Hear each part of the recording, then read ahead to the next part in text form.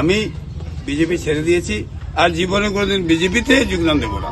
38 বছর বিজেপির কাজ করেছি, কিন্তু আমরা অনেক অনুনয় বিনিময় ডিস্ট্রিক্ট থেকে আরম্ভ করে স্টেট থেকে আরম্ভ করে সেন্ট্রাল সবাইকে, আমাদের সব মন্ডল, আমরা সব স্তরের সবাইকে বলেছি কাটিগড়াতে লোকাল ক্যান্ডিডেট দেওয়ার জন্য, কিন্তু আমাদেরকে উপেক্ষা করে তারা বাইরে থেকে এনে কাটিগড়াতে বিজেপির ক্যান্ডিডেট দেওয়া হয়েছে।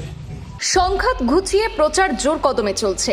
বিজেপি থেকে বিধায়ক ছিলাম, 38 বছর দলের সঙ্গে ছিলাম, অথচ দল স্থানীয় প্রার্থিত্বের দাবি রাখেনি, বহিরাগত প্রার্থী চাপিয়ে দিয়েছে। সমর্থকদের চাপেই কাটিগড়ার স্বার্থ রক্ষায় কংগ্রেস প্রার্থিত্ব নিয়ে ময়দানে নেমেছি। সংবাদ সম্মেলন করে এমনটাই দাবি করে অন্তত 50,000 ভোটের ব্যবধানে জয়লাভের প্রত্যাশা ব্যক্ত করেছেন কাছাড় জেলার কাটিগড়া আসনের কংগ্রেস প্রার্থী অমর চাঁদ জৈন। বিজয়ী হলে কি বিজেপিতে ফিরবেন, এমন প্রশ্নের জবাবে অমর চাঁদ বলেন, 3 দশকের বেশি সময় দলের সঙ্গে থাকার পরও দল হতাশ করেছে, আর জীবদ্দশায় বিজেপিতে ফিরবেন না বলে সাফ জানিয়ে দিয়েছেন অমর চাঁদ জৈন। মূলত কাটিগড়ায় কংগ্রেসের ড্যামেজ কন্ট্রোল অধরাই থেকে গেছে। এখনো অস্থায়ীভাবে চলছে কালাইন ব্লক কংগ্রেস। কংগ্রেস টিকিট প্রত্যাশী সন্দীপ দাসের সঙ্গে কোনো আলাপ হয়নি অমর চাঁদ জৈনের। যদিও প্রার্থী অমর চাঁদ জৈন আজ কালাইনে সাংবাদিক বৈঠক করে সংঘাত ঘুচিয়ে নিয়েছেন বলে দাবি করেছেন এবং জয় নিয়ে বেশ আত্মবিশ্বাসের সঙ্গে বলেন তিনি অন্তত 50,000 ভোটের ব্যবধানে বিজয়ী হবেন। এদিনের সাংবাদিক বৈঠকে নিজের বিধায়ক আমলের বহু প্রশ্নের উত্তর দিয়ে কালাইন ব্লক কংগ্রেস কার্যালয়ে সংঘটিত অনাকাঙ্ক্ষিত ঘটনাটি নিয়ে কথা বলেন অমর চাঁদ জৈন। তিনি বলেন, একটিমাত্র কম বয়সী ছেলে ভাঙচুর করেছিল, সে অনুতপ্ত হয়েছে, তার সঙ্গে দেখা করেও দুঃখ প্রকাশ করেছেন বলেও উল্লেখ করেছেন অমর চাঁদ জৈন।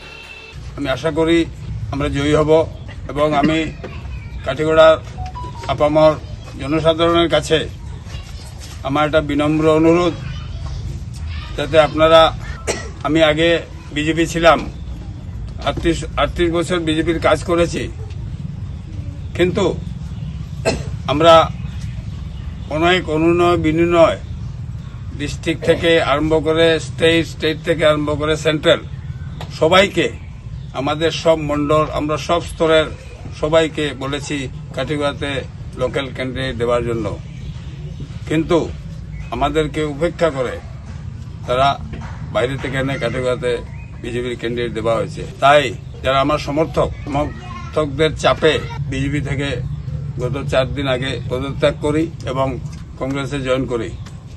জয়েন করার পর কংগ্রেস কর্তৃপক্ষ আমাকে কাটিগড়া বিধানসভায় এমএলএ ইলেকশন খেলার টিকিট প্রদান করে।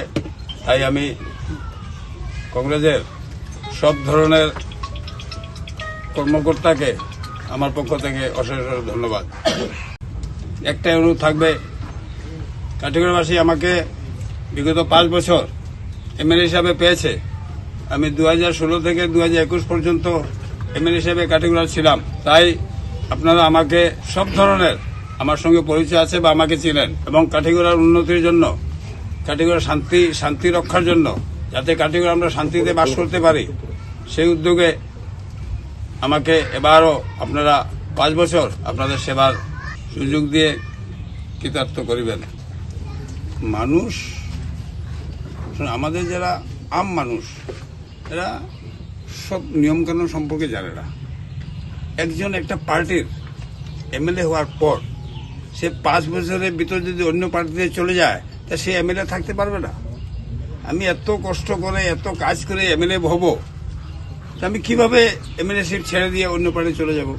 এটাও বলছি, আমি বিজেপি ছেড়ে দিয়েছি আর জীবনে কোনোদিন বিজেপিতে যোগদান দেব না। আমার জীবনে কোনোদিন বিজেপিতে